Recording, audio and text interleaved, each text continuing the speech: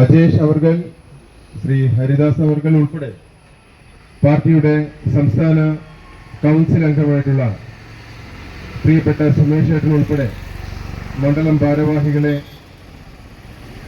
ഇന്നിവിടെ ഭക്ഷണവും വെള്ളവും ഉപേക്ഷിച്ചുകൊണ്ട് ഒരു ദിവസം പൂർണ്ണമായും സത്യാഗ്രഹ സമരത്തിന് തയ്യാറായിട്ടുള്ള ഭാരതീയ ജനതാ പാർട്ടിയുടെ ധീരന്മാരായ കൗൺസിലർമാരെ, പ്രിയപ്പെട്ട സഹപ്രവർത്തകരെ, എല്ലാവർക്കും നമസ്കാരം. ഇന്ന് തലശ്ശേരി നഗരസഭയിൽ നടന്നുകൊണ്ടിരിക്കുന്ന കെടുകാര്യസ്ഥത, അഴിമതി, സ്വജനപക്ഷപാതം ഉൾപ്പെടെ തലശ്ശേരി നഗരസഭയുടെ യഥാർത്ഥ മുഖം ജനങ്ങളിലേക്ക് എത്തിക്കുവാൻ വേണ്ടിയിട്ടുള്ള ഒരു കഠിന പ്രയത്നമാണ് ഭാരതീയ ജനതാ പാർട്ടിയുടെ കൗൺസിലർമാർ ഇന്ന് ഈ സത്യാഗ്രഹ സമരത്തിലൂടെ മുന്നോട്ട് വയ്ക്കുന്നത്. ഇന്ന് തലശ്ശേരി നഗരസഭ നേരിടുന്ന ഏറ്റവും വലിയ വെല്ലുവിളികളിൽ പ്രധാനപ്പെട്ട 10 ആവശ്യങ്ങൾ മുന്നോട്ട് വെച്ചുകൊണ്ടാണ് ഈ സമരവുമായി കൗൺസിലർമാർ മുന്നോട്ട് വന്നിട്ടുള്ളത്.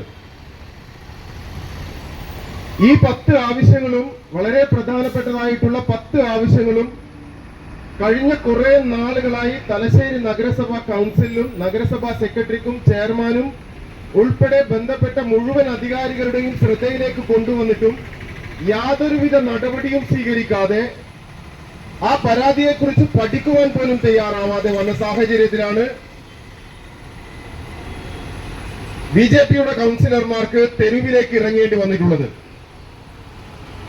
ജനങ്ങളുടെ ആവൽ പ്രശ്നങ്ങളെ സംബന്ധിച്ച് പരിഹാരം കാണുവാൻ തയ്യാറാവാത്ത, നടപടി എടുക്കുവാൻ തയ്യാറാവാത്ത ഭരണസമിതിക്കെതിരെ കൗൺസിലർമാർക്ക് പരമാവധി ചെയ്യാൻ സാധിക്കുന്നത് ആ കൗൺസിലിൽ ആവശ്യങ്ങൾ ഉന്നയിക്കുക, പരാതി ഉന്നയിക്കുക എന്നുള്ളതാണ്. അതിൽ പരിഹാരം കാണാതെ വരുമ്പോൾ ചെയ്യാൻ സാധിക്കുന്നത് ജനങ്ങളുടെ ഇടയിലേക്ക് ഇറങ്ങിക്കൊണ്ട് ആ ജനങ്ങളുടെ മുന്നിൽ ഈ ആവശ്യങ്ങളൊക്കെ നടപ്പിലാക്കാതെ മുഖം തിരിഞ്ഞു നിൽക്കുന്ന ഭരണസമിതിക്കെതിരെ സമരം ചെയ്യുക എന്നുള്ളത് മാത്രമാണ്. അങ്ങനെ വരുന്ന സമയത്ത് ഇതൊരു കേവലം സൂചനാ സമരം മാത്രമായിട്ടാണ് ഭാരതീയ ജനതാ പാർട്ടി ഇന്നിവിടെ നടത്തുന്നത്.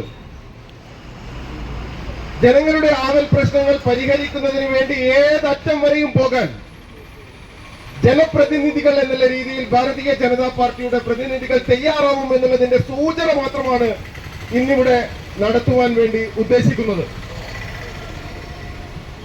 ഒരു വാർഡിന്റെ തെരഞ്ഞെടുപ്പിൽ ജയിക്കുക എന്നുള്ളത് കേവലം ഒരു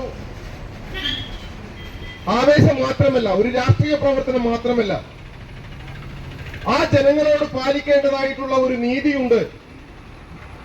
അവരോട് നീതി പുലർത്തുവാൻ സാധിക്കുന്നില്ല എങ്കിൽ അവരുടെ മുന്നിൽ യഥാർത്ഥ പ്രശ്നം പറയുവാനും അവരെ ബോധ്യപ്പെടുത്തുവാനും കൗൺസിലർമാർക്ക് ബാധ്യതയുണ്ട് എന്ന ഉത്തമ ബോധ്യത്തിന്റെ അടിസ്ഥാനത്തിലാണ് ഇത്തരത്തിൽ തെരുവിലിറങ്ങേണ്ട ഒരു സാഹചര്യം ഉണ്ടായിട്ടുള്ളത്.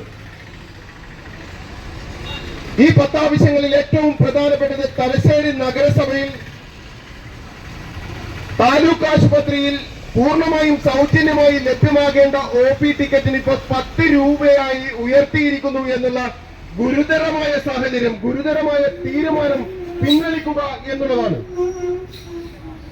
തലശ്ശേരി നഗരസഭ ഹോസ്പിറ്റലിൽ, താലൂക്ക് ആശുപത്രിയിൽ നിർധനരായിട്ടുള്ള, സാധാരണക്കാരായിട്ടുള്ള, ബുദ്ധിമുട്ട് അനുഭവിക്കുന്ന, വേദന അനുഭവിക്കുന്ന ആളുകളാണ് രോഗികളായി ആ ആശുപത്രിയിൽ എത്തുന്നത്.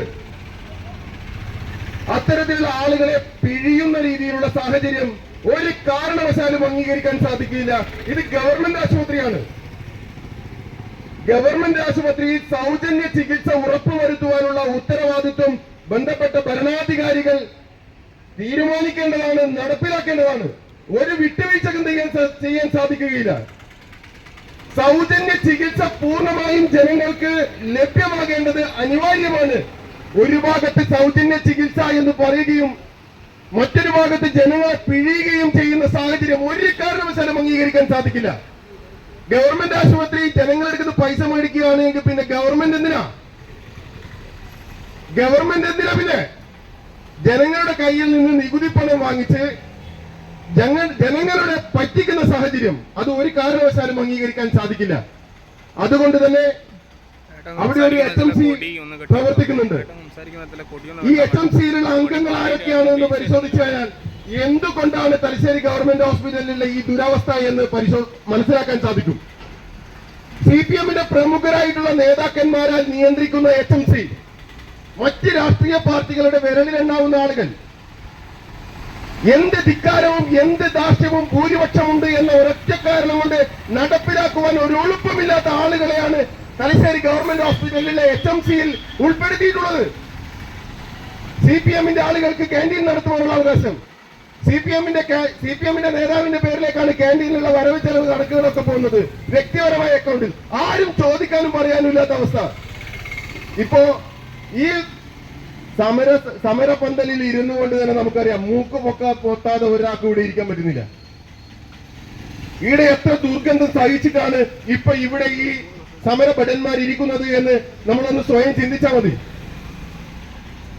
ഈ തലശ്ശേരി നഗരസഭയുടെ തൊട്ട് മുന്നിൽ ഒരു 10 പേർക്ക് സുഗമമായി നടന്നു പോകാൻ സാഹചര്യമില്ലാത്ത ഒരു നഗരസഭ ഈ തലശ്ശേരിയിലല്ലാതെ മറ്റൊരു സ്ഥലത്തും കാണാൻ സാധിക്കില്ല. തലശ്ശേരി ഗവൺമെന്റ് ഹോസ്പിറ്റലിലെ ദുരവസ്ഥയ്ക്ക് കാരണം അത് തൊട്ടടുത്ത് കോപ്പറേറ്റീവ് ഹോസ്പിറ്റലുണ്ട്, CPM-ന്റെ ഭരണസമിതിയാൽ നിയന്ത്രിക്കപ്പെടുന്നത്. തൊട്ടടുത്ത് കോൺഗ്രസിന്റെ ഹോസ്പിറ്റലുണ്ട്. ഇവിടെ വരുന്ന ചെറിയ അസുഖത്തിന് പോലുമുള്ള രോഗികളെ പരിയാരത്തേക്കും മെഡിക്കൽ കോളേജിലേക്കും റെഫർ ചെയ്യുമ്പോൾ ഈ ചെറിയ കാര്യങ്ങൾക്ക് അങ്ങോട്ടൊന്നും പോവാതെ നേരെ തൊട്ടടുത്ത ഹോസ്പിറ്റലിലേക്ക് പോകുമെന്നുള്ള കാരണത്താൽ ഹോസ്പിറ്റലിലുള്ള ഡോക്ടർമാർ ഉൾപ്പെടെ സ്റ്റാഫ് ഉൾപ്പെടെയുള്ള ആളുകൾ ഈ ഗവൺമെന്റ് ഹോസ്പിറ്റലിനെ നശിപ്പിച്ചുകൊണ്ടിരിക്കുകയാണ്. കോപ്പറേറ്റീവ് ഹോസ്പിറ്റൽ ഇപ്പോൾ തൊട്ടടുത്ത സ്ഥലത്ത് തന്നെ 2 ഏക്കർ സ്ഥലം എടുത്തിട്ടുണ്ട്. സൂപ്പർ സ്പെഷ്യാലിറ്റി ഹോസ്പിറ്റൽ എടുക്കാൻ വേണ്ടി കോപ്പറേറ്റീവ് ഹോസ്പിറ്റലിൽ തന്നെ നമ്മുടെ കണ്ണൂർ ഭാഗത്തേക്ക് മാറിക്കൊണ്ടിരിക്കുക.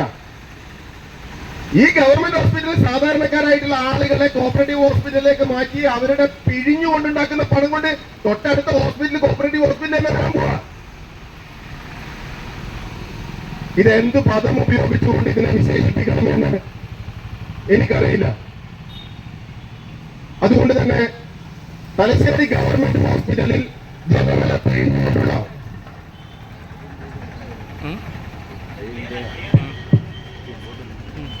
തലശ്ശേരി ഗവൺമെന്റ് ഹോസ്പിറ്റലിൽ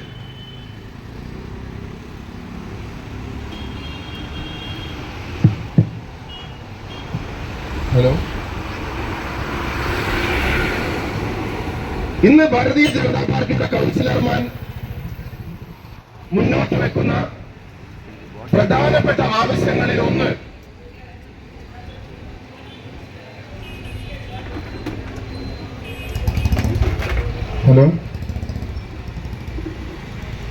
പ്രധാനപ്പെട്ട ആവശ്യങ്ങളിലൊന്ന്